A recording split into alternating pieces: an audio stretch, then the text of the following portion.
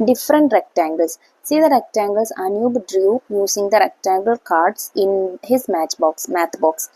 അനൂപ് അവൻ്റെ math ബോക്സിലുള്ള rectangle card വെച്ചിട്ട് വരച്ചിട്ടുള്ള 4 rectangles ആണ് ഇവിടെ താഴെ കൊടുത്തിട്ടുള്ളത്.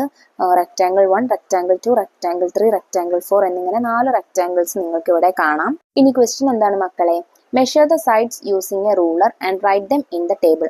ഈ 4 റെക്റ്റാങ്കിളിൻ്റെയും 4 സൈഡ്സും മെഷർ ചെയ്തിട്ട് നിങ്ങൾ അത് എത്രയാണെന്ന് ഇവിടെ ഈ ടേബിളിൽ എഴുതി കൊടുക്കണം. റെക്റ്റാങ്കിൾ 1ൽ സൈഡ് 1ൻ്റെ length 6.1 centimetre, side 2 3 centimetre, side 3 3 centimetre, side 4 6.1 centimetre.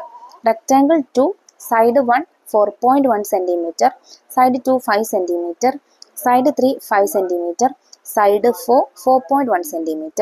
Rectangle 3 side 1 is equal to 4.1 cm, side 2 is equal to 4.1 cm, side 3 equal to 4.1 cm, side 4 is equal to 4.1 cm.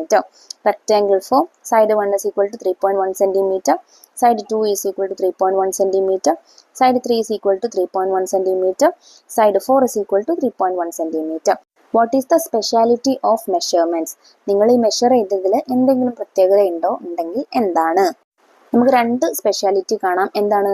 In rectangle 1 and 2 side 1 and 4 has equal length and side 2 and 3 has equal length. In rectangle 3 and 4 all 4 sides are equal in length. അപ്പോൾ ആദ്യത്തെയും രണ്ടാമത്തെയും റെക്റ്റാങ്കിളിൽ first side അതുപോലെ fourth സൈഡും side 2ഉം side 3യും equal length ആണ്. അതായത് opposite sides equal length ആണ്. എന്നാൽ rectangle 3, 4 ഈ 2 റെക്റ്റാങ്കിളിലും 4 സൈഡും എന്താണ്? ഈക്വൽ ആണ്. അവസാനത്തെ 2 റെക്റ്റാങ്കിളിൽ 4 സൈഡും ഈക്വൽ ആണ്.